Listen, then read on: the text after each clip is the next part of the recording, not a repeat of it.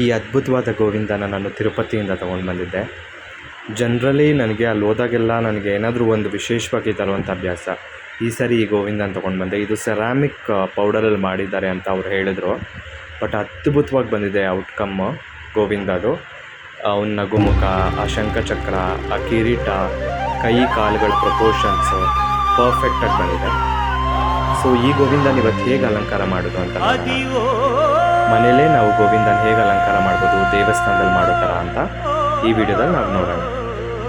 ಈಗ ಒಂದು ನಾವು ಬಾರ್ಡರ್ ಸಿಗುತ್ತೆ ನಿಮಗೆ ಚಿಕ್ಕಪೇಟೆ, ರಾಜ ಮಾರ್ಕೆಟು ಅಥವಾ ನಿಮ್ಮ ಮನೆ ಹತ್ರ ಇರುವಂತಹ ಯಾವುದೇ ಫ್ಯಾನ್ಸಿ ಸ್ಟೋರ್ಗಳಲ್ಲಿ ನಿಮಗೆ ಬಾರ್ಡರ್ ಸಿಗುತ್ತೆ.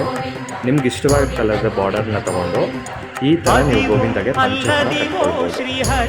ಇದಾದ ನಂತರ ಸೆಂಟರ್ ಒಂದು ಪೊಸಿಷನ್ಗೆ ಅದಕ್ಕೆ ಕಾಂಟ್ರಾಸ್ಟ್ ಆಗಿರುವಂತಹ ಕಲರ್ನ ಇನ್ನೂ ಒಂದು ಬಾರ್ಡರ್ನ ನೀವು ಈ ಥರ ಮಾಡ್ಕೊಳ್ಬೋದು. ನಾನು ಈ ವಿಡಿಯೋದಲ್ಲಿ ತೋರಿಸ್ತೀನಿ.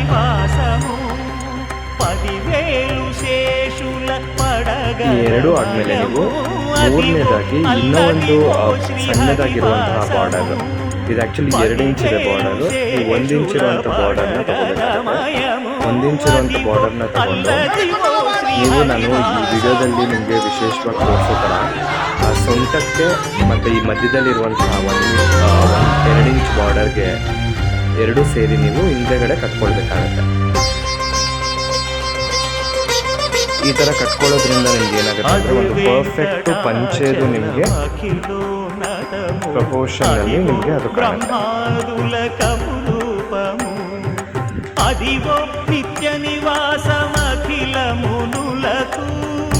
ಹೀಗೆ ನೀವು ಹಿಂದೆಗಡೆ ಟೈ ಮಾಡೋಕ್ಕೆ ಪ್ರಯತ್ನ ಪಡಿ.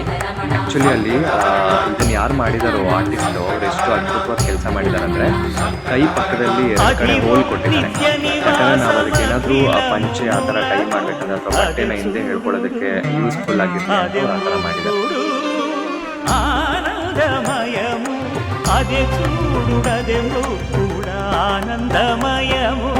ಅಡ್ಜಸ್ಟ್ ಮಾಡಿಕೊಂಡು ನೀವು ಅದು ಪರ್ಫೆಕ್ಟಾಗಿ ನೋಡ್ಕೊಳ್ಬೇಕಾಗುತ್ತೆ.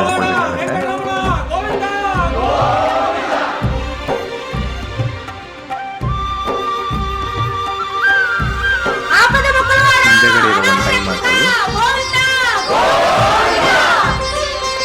ಹಿಂದೆಗಡೆ ನೀವು ಟೈ ಬಂದು ನೀವು ಬಟರ್ಫ್ಲೈ ಥರ ಹಾಕೋಬೇಕಾಗುತ್ತೆ. ಯಾಕಂದರೆ ತಿರ್ಗಾ ನೀವು ಅದನ್ನು ಬಿಚ್ಕೊಳ್ಳೋದಕ್ಕೆ ಈಸಿ ಆಗುತ್ತೆ.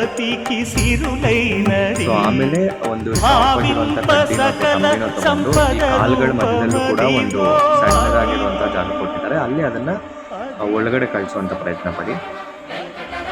ನಂತರ ನಾನು ಇದಕ್ಕೆ ಬೇಕಾಗಿರುವಂಥ ಆರ್ನಮೆಂಟ್ಸ್ ತಗೊಂಡಿದ್ದೀನಿ ಅಲಂಕಾರ ಮಾಡೋದಕ್ಕೆ. ಮೊದಲನೇದಾಗಿ ಹಾವು, ಈ ಹಾವನ್ನು ಈ ಪಂಚೆ ಈ ರೆಡ್ ಕಲರ್ ಇದ್ರ ಮೇಲೆ ಬರುವಂಥ ನಮಗೊಂದು ಗಮ್ ಸಿಗುತ್ತೆ, ಆ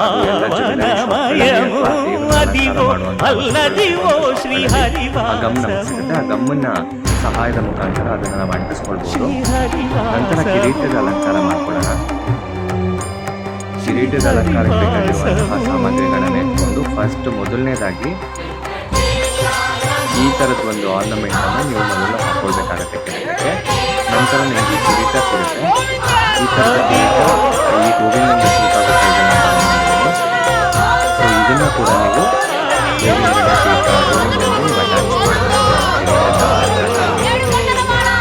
ಬರೀ ಇಷ್ಟೇ ಸಿಂಪಲ್ ಅಲಂಕಾರದಲ್ಲಿ ಇಷ್ಟು ಅದ್ಭುತವಾಗಿ ಕಾಣಿಸ್ತಾರೆ. ಫುಲ್ ಅಲಂಕಾರ ಆಗಿ ಕಾಣಿಸ್ತಾರೆ. ಈಗ ಕರ್ಣ ಪದಕಗಳನ್ನು ಹಾಕೋಣ. ಸೊ ಇದು ಕೂಡ ಒಂದು ಮೆಟಲಲ್ಲಿ ಮಾಡಿರುವಂತಹ ಒಂದು ಕರ್ಣ ಪದಕ. 2 ಕಡೆ ಹಾಕೊಳ್ಳಿ.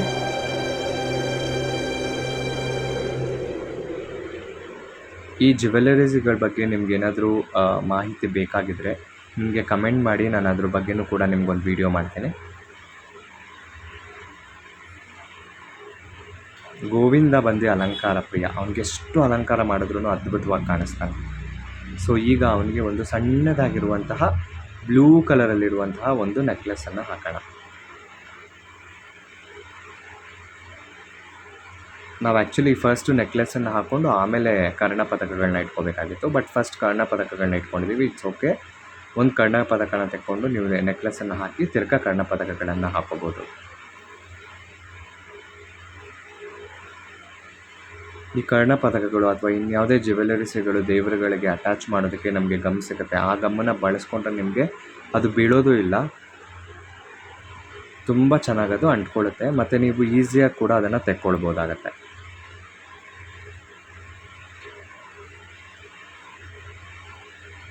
ಹಾಗೆ ಇನ್ನೂ ಒಂದು ಪೆಂಡೆಂಟನ್ನು ಆ ಬ್ಲೂ ಕಲರ್ ನೆಕ್ಲೆಸ್ ಮೇಲೆ ನಾವು ಚೆಸ್ಟ್ ಭಾಗದಲ್ಲಿ ಅದನ್ನು ಇಟ್ಕೊಳ್ಬೋದು ಗೋವಿಂದಾಗೆ.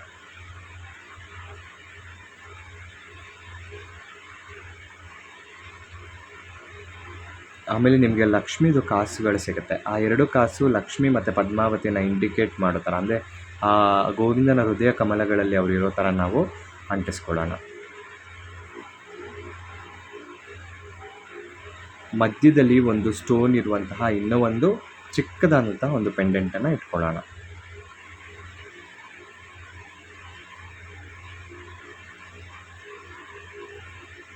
ನಂತರ ಶಂಖಚಕ್ರಗಳು ನಿಮಗೆ ಕಲ್ಲಲ್ಲಿ ಸಿಗುತ್ತೆ ಮತ್ತು ಮೆಟಲಲ್ಲೂ ಸಿಗುತ್ತೆ.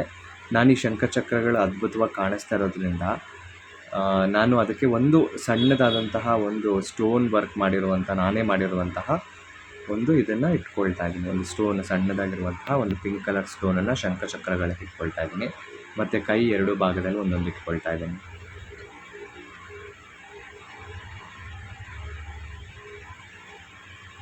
ನಂತರ ಒಂದು ಕೆಂಪು ಮಣಿಗಳಿಂದ ಮಾಡಿದಂತಹ ಒಂದು ಮಾಲೆನ ಹಾಕ್ಕೊಳ್ಳೋಣ.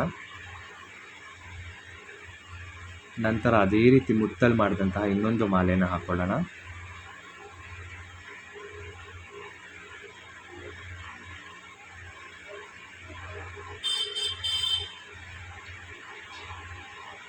ನಂತರ ಗೋವಿಂದನ ಕೈಯಲ್ಲಿ ಅದ್ಭುತವಾಗಿ ಕಾಣಿಸೋ ಥರ ಒಂದು ಕಲ್ಲಿರುವಂತಹ ಒಂದು ಸಣ್ಣದಾದಂತಹ ಒಂದು ಕಲ್ಲಿರುವಂತಹ ಇನ್ನೊಂದು ಪೆಂಡೆಂಟನ್ನು ಇಟ್ಕೊಳ್ಳೋಣ.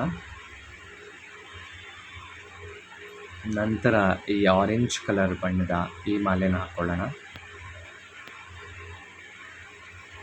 ನಂತರ ಈ ಆರ್ಟಿಫಿಷಿಯಲ್ ಫ್ಲವರ್ನ ಹಾಕಿ ನೀವು ಈ ಅದ್ಭುತವಾದ ಗೋವಿಂದನ ಫಿನಿಶ್ ಮಾಡ್ಕೊಳ್ಬೋದು. ನಿಮ್ಗೆ ಇಷ್ಟ ಆಗಿದ್ರೆ ಲೈಕ್ ಮಾಡಿ, ಕಮೆಂಟ್ ಮಾಡಿ.